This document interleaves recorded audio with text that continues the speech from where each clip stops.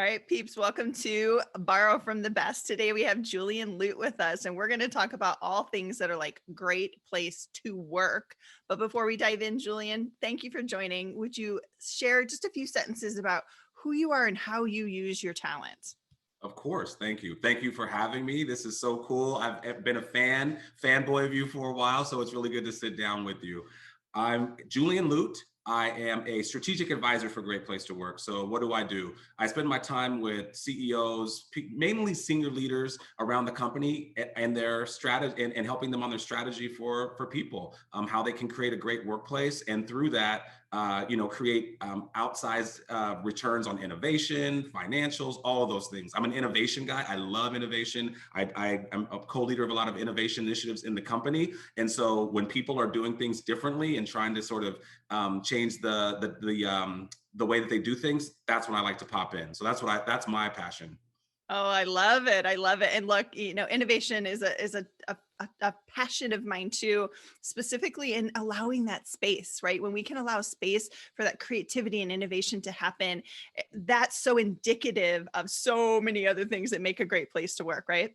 Absolutely, absolutely. That's one of the things that we measure is what we call an innovation velocity. How much velocity of innovation can you have rolling through the organization? And when you have a high trust organization where like you and I trust each other, we move faster, we do things better, and the results are far and exceed the norm.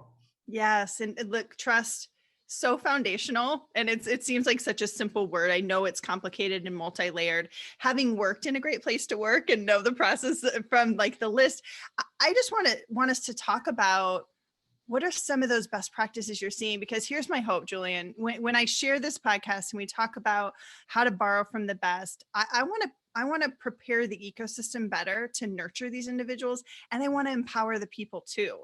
And I'm predicting coming out of 2020 and going into 2021 with surviving the pandemic and what organizations have been through, that we're going to see a shift of ownership right into the talent, right? Where they're not just sort of like, oh, okay, I'll take that, or oh, that's a nice perk or a nice approach. They're going to be more demanding. Are you feeling that? Oh yes. Oh, it is the top line re-understanding that I think we've had. We spend a lot of time talking to senior leaders. Like I told you, I talk to a lot of CEOs and a lot of board members, and it starts at the top, right? If you believe it, you know it. What that sets the tone. But the people under the top, anywhere beneath that, especially individual contributors who make up the vast majority of employees, they start to demand things. And the things that they really, really, really want when you talk about trust, they want their leaders to be credible, right? They want to know that their leaders are going to do what they say they're going to do, right? They want their leaders to be respectful of them. They want them to respect what they're coming to the table with, their gifts, the things that they're showing up day in and day out to give to the organization. And they really want people to be fair. And so that's the thing that leaders are being held more accountable for today than I think maybe typically people wouldn't talk about it as specifically, but I think now leaders are being held accountable in a different way, although trust has always been an important part of what it is that we do. I love it. They're being, excuse me, they're being asked for and then being held accountable. That's two different things, right? Because I've seen, organizations where the people will start to demand more, right? Have better, and people hear demanding. I think it's great, right? So I love that when that happens, they'll start to ask for more, demand more, but that doesn't mean that the company takes action on it. That's right. Right. So we really need to see that there's enough trust that people are asking for it. And then the organization, not on everything, but is taking action on some things. So what do you think some of those most important things coming out of 2020, as you came out with this list 2 weeks ago, what does that look like? What's most important right now?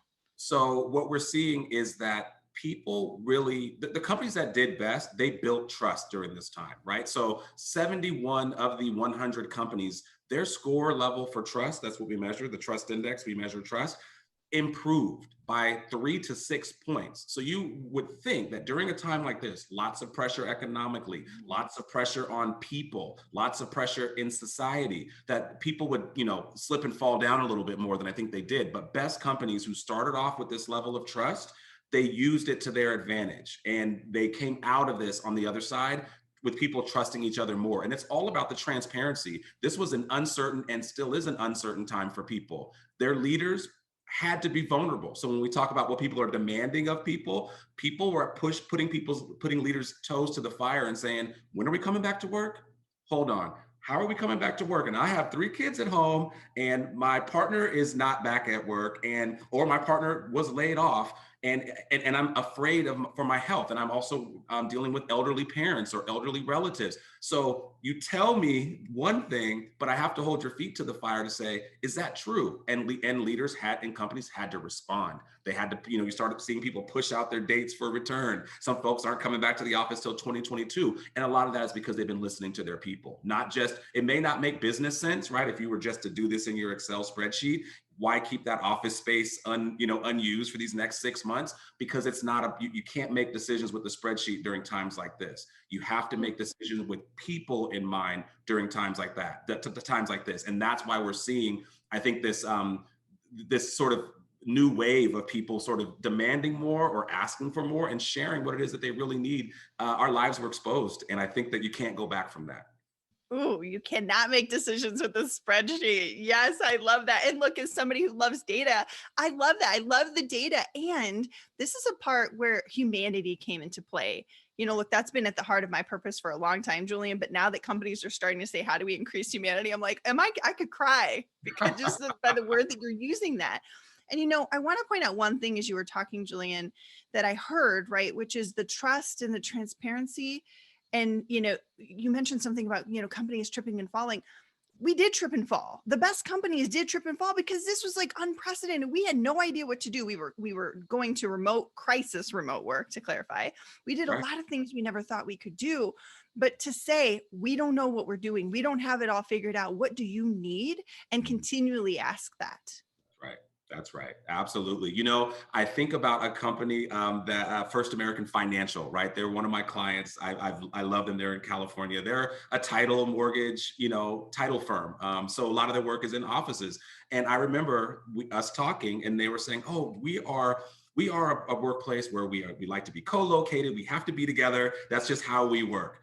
And I'm telling you, on March 16th, people were driving up and putting computers in the trunk of their cars and driving home. And they've been there since that day, right? And they were able to shift in a moment's notice, right? For people to be able to understand this new way of working. You cannot go back from that. When you think about the average person in the average workplace, only 49% of people believe that they work at a great place to work. Okay. So less than half of the population in our research says they do not work at a great place to work. So you think about driving down the freeway, or you're getting into something in the parking lot of your local grocery store, you're dealing with people who are not having a great day and aren't being, trusted. They're not trusting. They are not being trusted. And it just makes for a not a great world. So we know that by creating these kind of workplaces that people want to be at, but specifically based on trust, that it just makes it better for the world. It makes it better for business, better for people, and ultimately we all get better through that.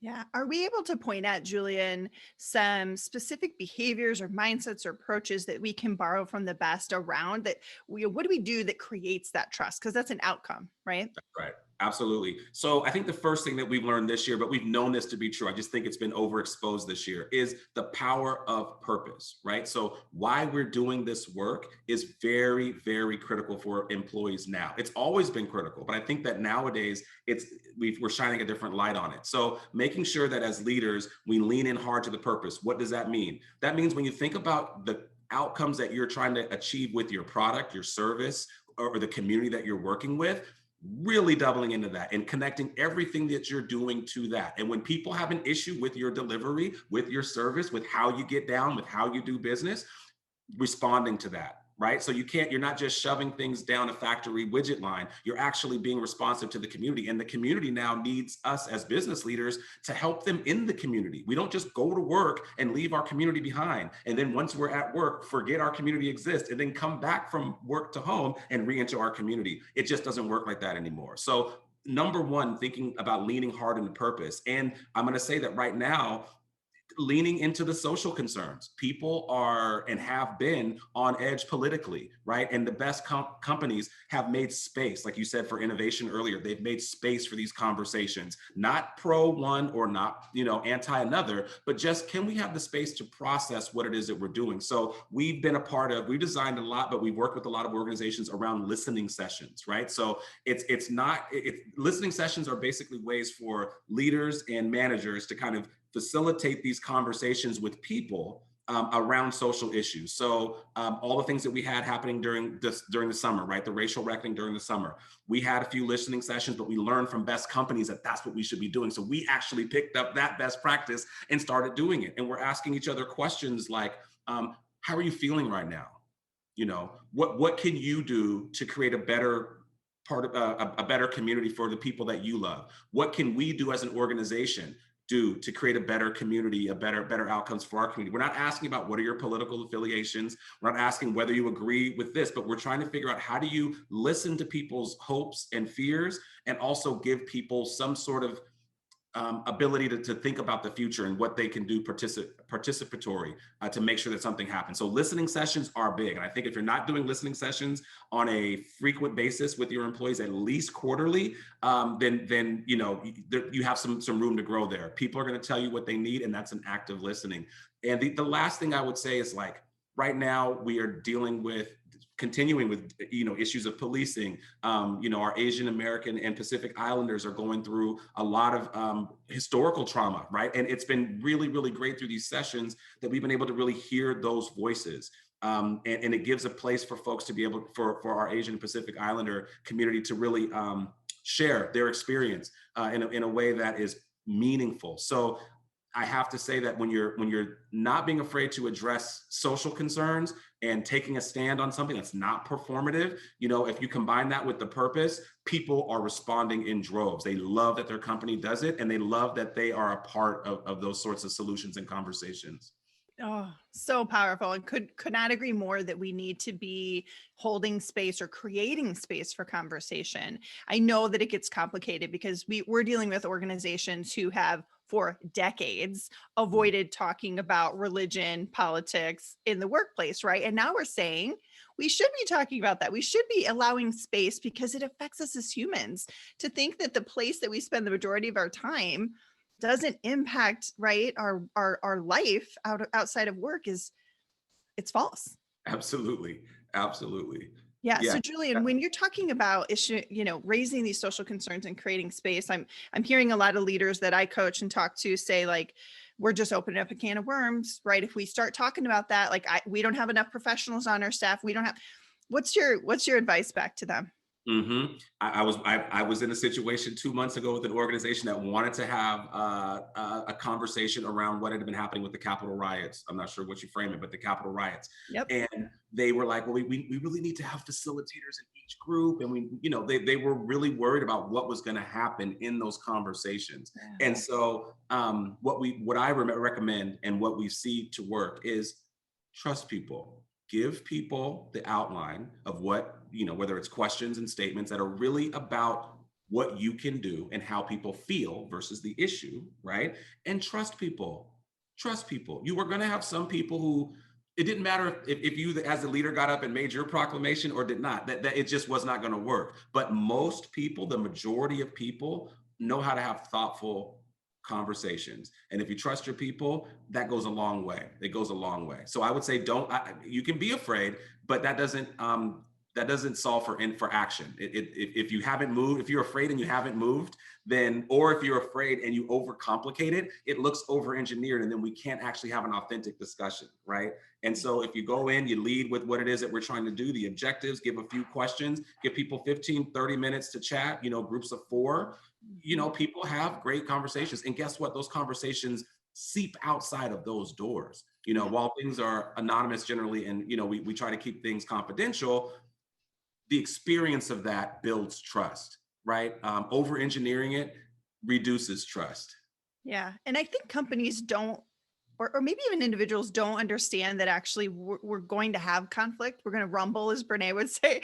We have to actually rumble to create that innovation, to create trust. If we don't do that, everybody smells the inauthenticity of that. We're all sort of acting like this is what we're supposed to be. No, we have to get awkward first. That's right. And your leaders, just like we had said earlier, the leaders, when they are processing the events in a thoughtful way and sort of demonstrating what it means to have these conversations, it starts from the top, right? You have to have your people in place to be able to and help your leaders, your executives. Sometimes, I mean, I was working with a leader a few weeks ago that said, I need to go through some like unconscious bias training, and I don't actually know much about the Asian American Pacific Islander experience. So she's like, how do I have these conversations?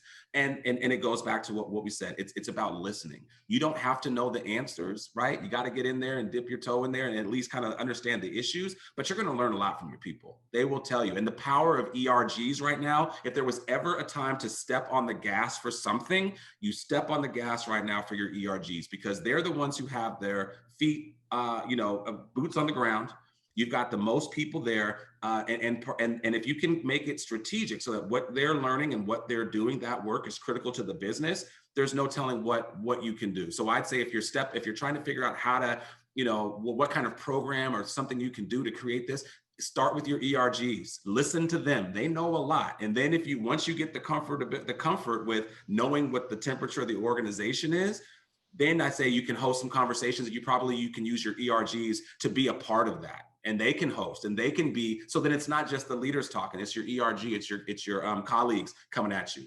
Ooh, and listen, I'm going to divulge something here related to ERGs that maybe is slightly embarrassing, but having led the strategy and executed ERGs and led them, one that I never considered before, in all honesty, was working parents. It did not occur to me. We didn't have it. And I'm like the pusher of, I'm like, let's have a million. Never occurred to me. And now I'm hearing that there's an ERG for working parents. And look, that's been a group that we've been really paying attention to over the last year. Have you seen that too?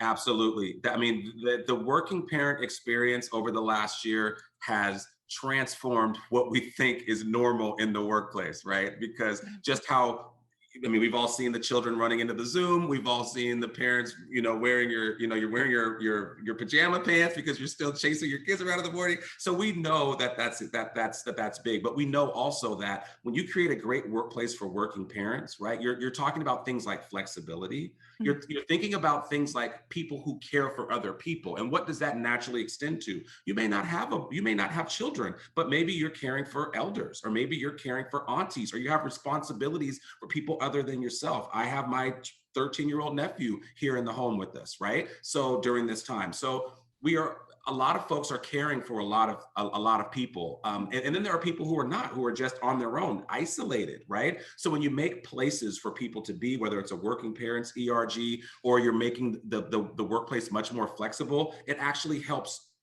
a large swath of your population. So I think if you're thinking DEIB plus, I say now DEIB plus, if you're thinking DEIB plus now, and you're not including working parents in that, then from this day forward, Anna, we're doing it wrong. Okay. Just starting from today. Yes. And I'm almost hearing, Darren Murph had a remote for GitLab. He says, and I know you guys know each other. He says, look, build your workplace, regardless if you're, 100% remote or hybrid or whatever. And I think almost everybody has got to have a substance of hybrid at this point, where we're allowing some of that flexibility.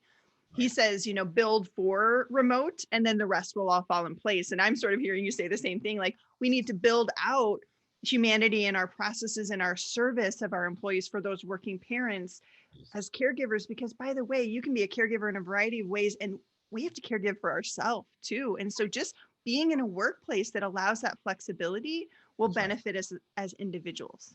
That is absolutely right. I learned about something called vacation anxiety, because you bring up, when you say self-care, it makes me think about well-being. So, to your first point, absolutely. Like, if you can build out your workplace as though people have to care for people outside of themselves, then you're going to have outsized rewards, I think. So if you just think about it that way. But I also think that this well-being component where people, I remember the apps, some of the popular meditation apps were all the rage early on, right? And lots of folks, talking about vacation and wanting people to start to use some of their vacation time, or at least take some mental health time, like do something about your mental health.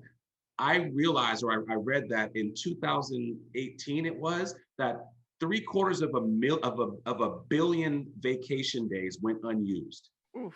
Right? And of that, 250,000 of those were not even transferable to the next year. Okay. Yep. So there's a net of like 500,000 vacation days sitting around there somewhere. A company like EY, right? The accounting firm, what did they do? They close the office two times a year, in the spring, summer, and then also in the winter. And they closed the office because as they were surveying their employees, they realized people were not, and looking at the data, people were not taking vacation. If I'm on vacation and you're still working, Anna, I feel like I got to be on, or I'm leaving something, and I don't want that to happen, especially with the kind of culture they have. So they just close the office down. There's no FOMO. You're not missing out. It's time to get off work, and you are actually paid for these 40 hours that we're taking off of that. So I say that just because that's another thing, is having to help employees. We've seen more and more companies help employees schedule their time in a way that deals with their mental well-being. So if you're out there, you're thinking, what can I do maybe you're a frontline manager or you're managing people and you have lots of meetings, try block meetings, right? Your meeting days are only on Tuesday and Thursday, right? Never after 3 p.m., whatever standard time you might be in. So you can actually help your team collaborate better and actually respect and give them time to do well-being. If you can help by blocking some of that time that you request and require of them. So that's one way that I've seen best companies start to make this an institutional move versus just a critical, where it's crisis mode, working from home, pandemic working. We're actually working better if we do things in this manner.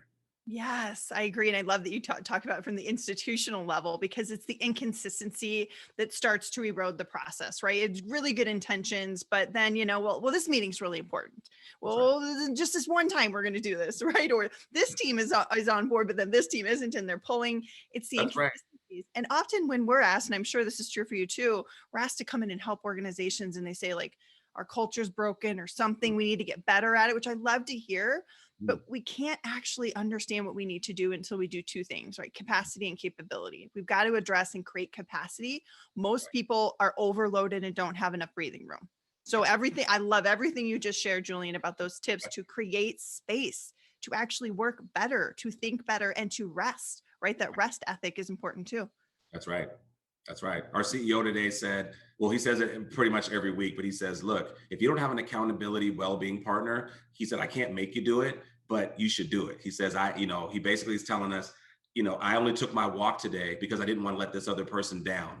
And that's a part of who we are. We don't want to let each other down. So if you don't want to talk to Tony today, or I don't want to talk to Anna tomorrow and have to tell her that I did not take my walk because I told you. So just informal means of making sure that we're taking care of each other is one of the things that builds those bonds and helps to create that deep level of trust. Yeah, let's transition to people practices, because we look at the ecosystem and all this, but what do we do to deal with the humans better, right? And I think everybody wants like the silver bullet, this thing, this program, this tool is the answer. That is never true, right? But there are some, I think, maybe core things that are simplistic, like communication.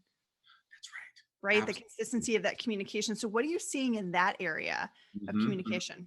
Yeah, so communication is one of the things that when I spent way more time on the road and dealt with companies of all sizes, communication always came up. It was always an area of opportunity. And when companies got communication right, some of those other things that they were working on, they actually got right? So when we say communication, especially right now, we're talking about sharing information, right? So people knowing that that's something, even if we don't know what's happening, I'm going to tell you that there's something happening and I'll keep updating you. So it's more frequent, right? It's not just your quarterly newsletter. I mean, CEOs during this time, I was working with UKG and Ultimate Software,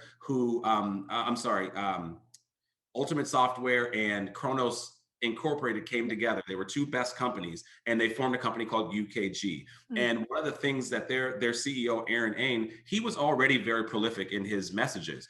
But during COVID, and even up until this day, he sends out a video note once a week, right? That he would have never done that previous to this. So I say that because people are coming to expect much more frequent conversations. And funny enough, executives want to share, right? Now that they have license to talk and be a little bit more, use the V word, vulnerable, right? They can actually do that. So people really want to have that two-way communication. They want to know that you're telling us something and that I have an opportunity to respond. And there's a clear way that I'm supposed to be able to share information back with you.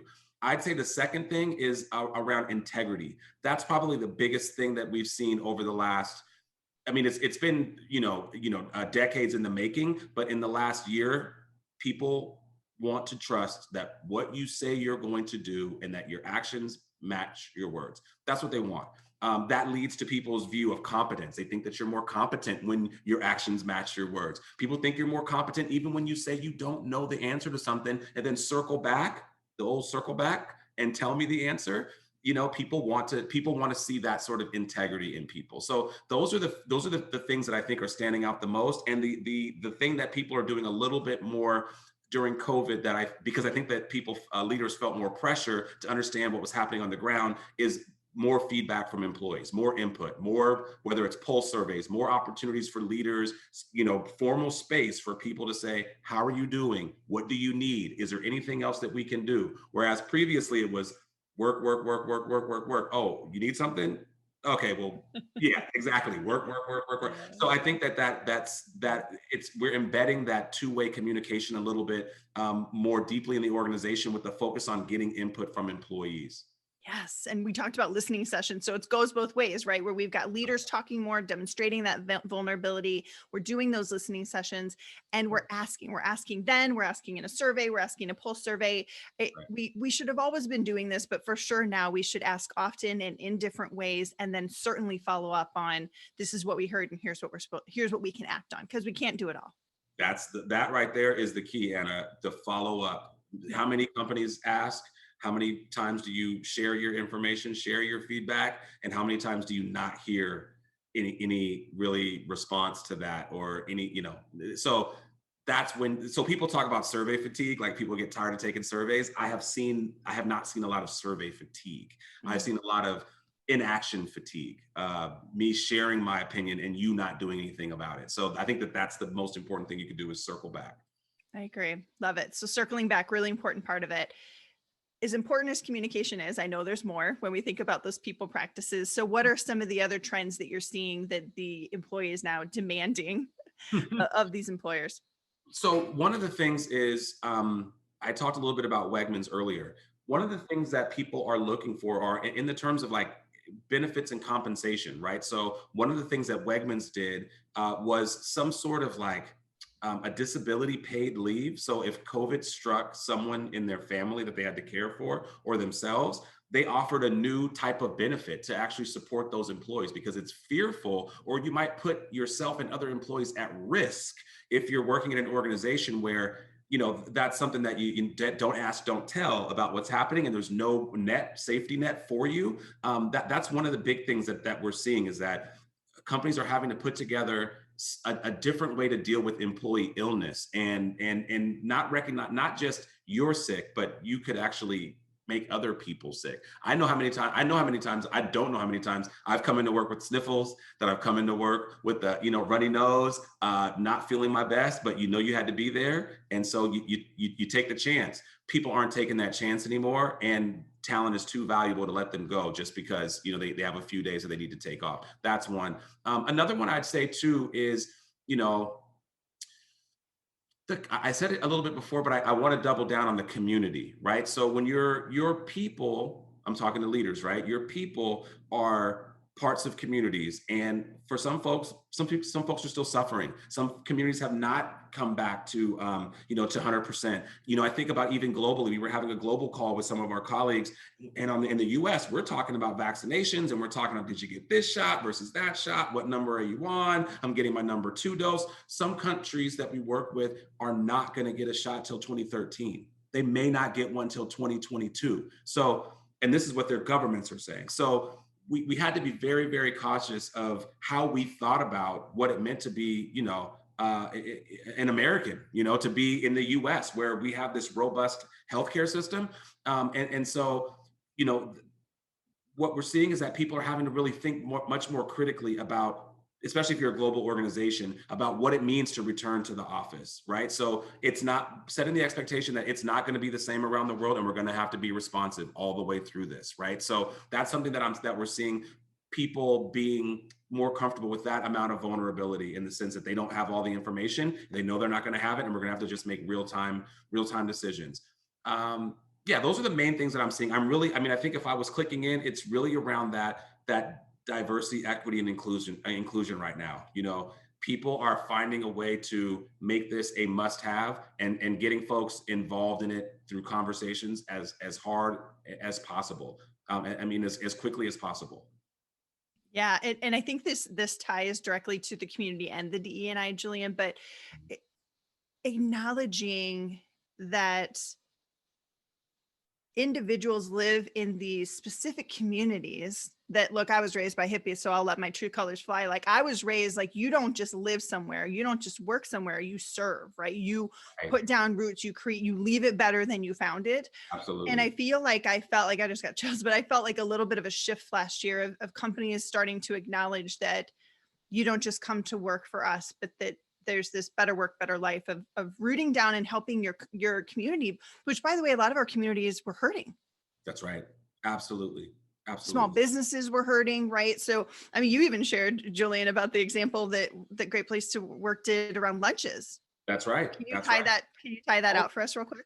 for sure. Yeah. So, and I think we actually picked this up as, our CEO, Michael Bush, he's very involved in the small business world, right? Especially here locally. And, I think he sat on President Obama's Small Business Council for the White House. So he's been deep in that small business world. When the pandemic hit, we knew that restaurants, those were the first folks, the service businesses were the first folks that got hit. And so Michael said, look, and our people team said, look, every person in the company every week can expense a meal for your family on us. And we're going to do this as long as we can. And I think we did almost 2.5 months of weekly meals by all the folks in our company to support our local businesses. And that was kind of the thing. It was like, don't go to a chain restaurant, as much as you can. Support the local restaurants that you would go to, if and that need your support right now. And so that not only did that generate a good deal of goodwill and maybe some cash circulating in our communities, but for the people like me and other people in the organization, we felt like we were actually doing something for our community at a time when we were on lockdown, when we weren't supposed to leave the house, where people were afraid for their jobs, people were afraid for their health. So there was a lot of uncertainty, and people wanted to help. But there wasn't that space, or people didn't know exactly how they could do it given the conditions that we were living in. So that was one of the big things that I think we did to support our community. And it felt good. It felt good to do it. It felt like we were actually supporting the people who needed it. I love that story, and thank you for that. I mean, again, these little nuggets that we could just borrow from the best. You may not be able to do that for months on end, but could you do it once? And could you encourage and could you give suggestions about the local restaurants to increase the diversity of the selection, right? To Black-owned businesses or Asian American-owned businesses, or right? Right. I just think thinking differently about helping bridge this better work, better life. I love that. If we Absolutely. can push into DEIB plus, diversity, equity, inclusion, belonging, and more, are we seeing a shift? And this is a loaded question maybe, but feel free to push me back. Are we seeing a shift from this performative to really action around this area? A little bit? I'm gonna keep it really, really real with you, Anna. Okay, A little bit. a little bit. A little bit. I think people are much more willing to have the conversation and open to where the conversation may lead. But to create the conditions necessary, we have to folks are realizing it's going to be a big lift. You know what I mean? Like, it sounds good on paper, but if I got to go to my board, who's been established for, if I'm a publicly traded company or whatever, and I have to go to my board that has been established, and I have to try to bring in, say, a woman of color, and not have that person be looked at still as just a token, or we just need to fill this spot.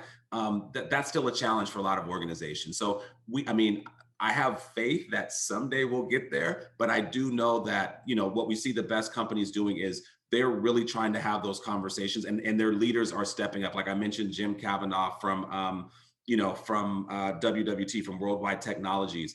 It is a risk as a leader, especially if you're a publicly traded company, to say that you're going to do something like this. I think we met with, last week we had a conversation with KPMG. They just released their first ever DE&I transparency report, right? To their report. That's why there's only like 3 companies that have ever done that, right? Like, they do not do this because it's risk. It's legit people in accounting and legal people that are saying this is risky.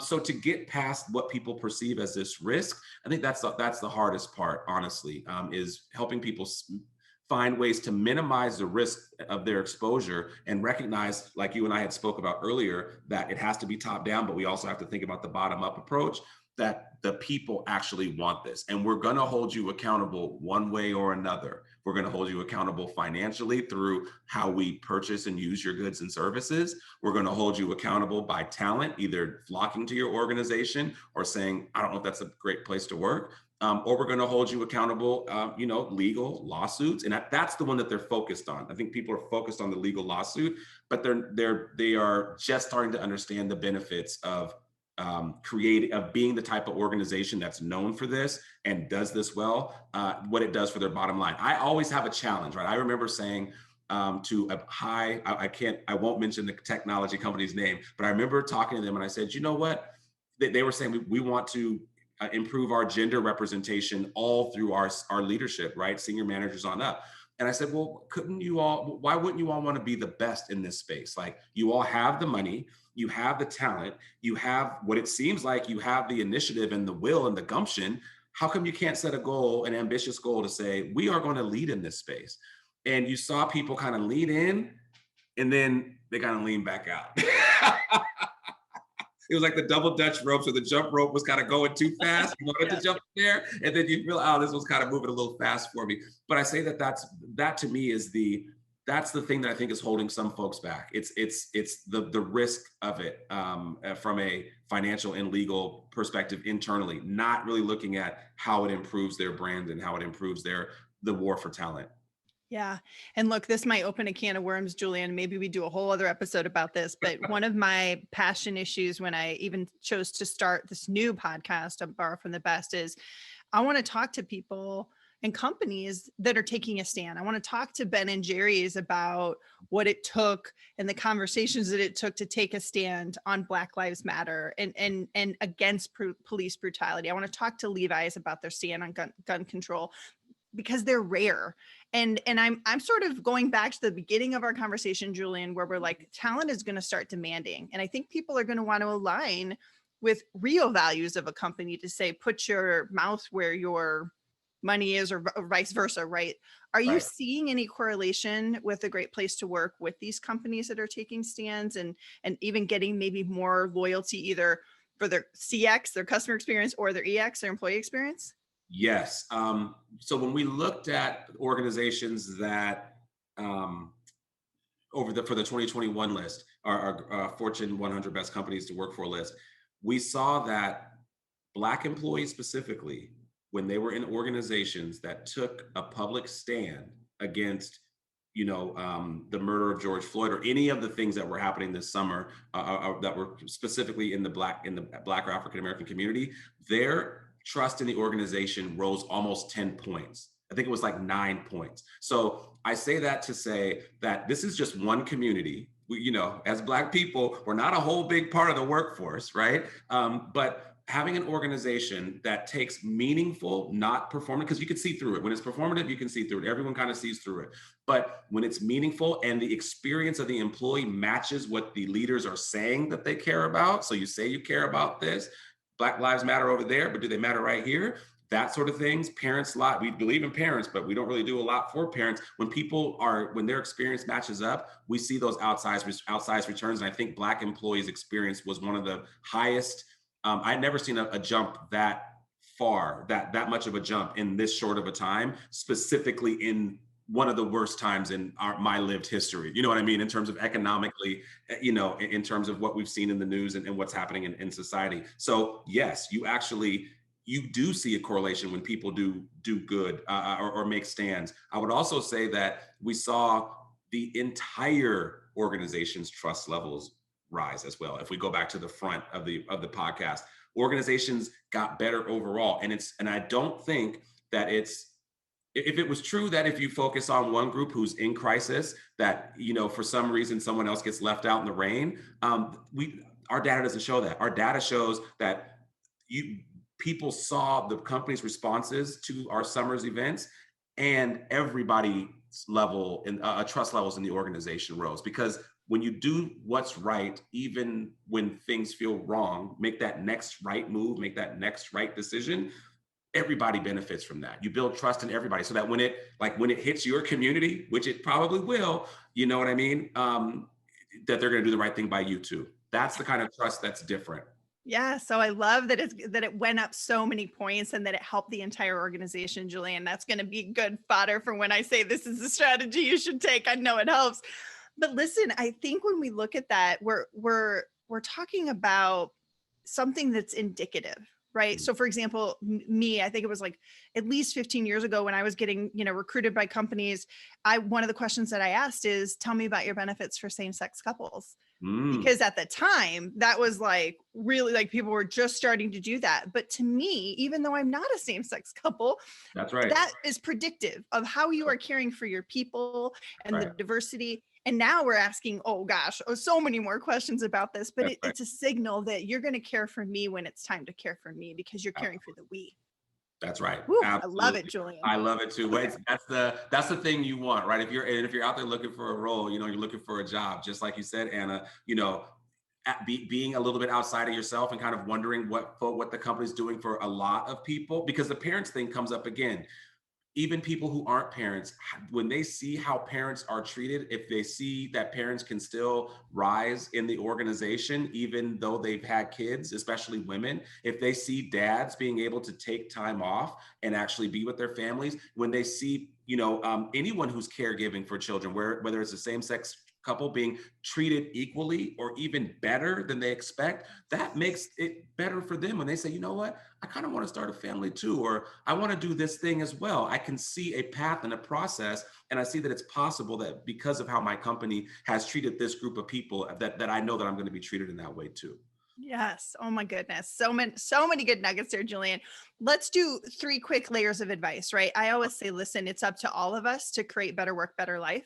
That's so right. Can we talk to the company, the leader, and the employee? So Okay. if you had to say company, I know I just threw a lot of ideas at you. Mm-hmm. Here's really where, at least start here. What's your first advice for the company?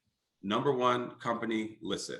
Make it a part of what you do and how you do it is that you're listening, and you're going to get better. It may not be perfect when you first roll out your listening strategy. You may not even know what you're listening for, but just start that process of listening. It's kind of like the open door theory. When you have your open door policy as a manager, not everybody comes through that first day, right? But the whole point is leaving the door open. And as time goes on and people have that experience with you as a leader and as an organization, they will come through and they will tell you what you need to be doing. Listen to them.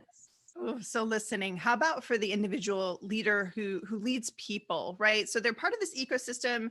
They have a semblance of control over, or at least accountability for a group of people, right? But yet they don't control the whole shebang. So That's what can they do? What should they be focusing on? I say the first thing that you should do is be vulnerable. And what I mean be vulnerable is it's in a way that exposes sort of your concerns, right? With whether it's what it could be with the project, it could be with what's happening in the world. So it's sort of the opposite of listening in a way. Like listening is listening to people, but the being vulnerable is when you share your experience, share it from a very human perspective. And it doesn't matter the issue. We could be talking about benefits and our comp plan. We could be talking about our strategy for this groundbreaking product, or how we're going to bring more equity into the firm. But sharing that vulnerability is one of the first steps to having people really see you as being there for them, and also a foundation of trust. And I think leaders, especially in that middle manager role, the best leaders that I've been with lead with their vulnerability and know that they don't know, and it's okay that they don't know, and they just stand in it. People love that. People give more when you do that. Yes. And when you lead with vulnerability, I think it's actually a compliment to that listening that we talked about earlier, asking my favorite question, what could I or we be doing better or differently for you or the That's right. team, right? Because two skills I talked about in my TEDx talk, right? If you want to be impactful, you've got to learn to be curious and tell stories. So if leaders are like, how do I practice being vulnerable? Practice that Right. curiosity for other people, and then storytelling for yourself or other people. That'll help you Absolutely. out. And then how about for the employees, that individual contributor again, who says, I want to take some ownership of how I'm using my time and my talents. What can I do? Yeah. I say two things. One, take care of yourself first. Right now, take care of you. Your well-being is one of the most important things for yourself, for your family, for the people who depend on you. That's number one. And then the second thing is reach out to those people around you, your colleagues. Everyone is going through something a little bit different right now. Shooting that note out, sometimes you might be in your CRM, your customer relationship management system, and you see a note or someone's doing something really great. You haven't talked to them for a while. Shoot them a note. Let them know that you care. Let them know that you see them, that they're visible. This is a time where people are feeling really isolated. And, what can you do to make sure that everyone's having that experience of community, beyond just being awesome at your job and beyond just kind of like kicking butt and taking names, checking in with the people around you and making sure that they feel your support, even though you can't bump into each other in the office the way you used to, or you might be working differently than you used to. I'd say start there. Oh, such great advice. So many tips that we can borrow from the best on Julian. How can people get in touch and follow you and learn more about the great work that you guys are doing? Awesome. Thank you. So you can always check us out at greatplacetowork.com. You can also find us on Twitter, greatplacetowork_US for the United States. I personally, you can find me on LinkedIn, Julian Lute. You can find me on Twitter, Julian Lute, Instagram, Julian Lute. You might see my timeline flooded with, kids as well. But there, every once in a while, I might drop a nugget up on my Instagram. But if you like crazy boys, that's actually the place to be if you want to see kind of a glimpse of what it's like to be a dad and a parent in this wild time. So that's how you can get in touch with me. Oh, thank you, Julian. Thank you for all of your wisdom today. And really just thank you for the consistent effort that you make to create better work, better life for people. I'm so appreciative of you. Thank you, Anna. You know what? It's been a pleasure. From the first moment I saw you and I didn't even know you, I felt that there was a bit of a kinship here. So thank you for the great work that you're doing, spreading the message, spreading the gospel, and bringing the best out of people. Thank you. Oh, of course. Sending everybody peace and progress.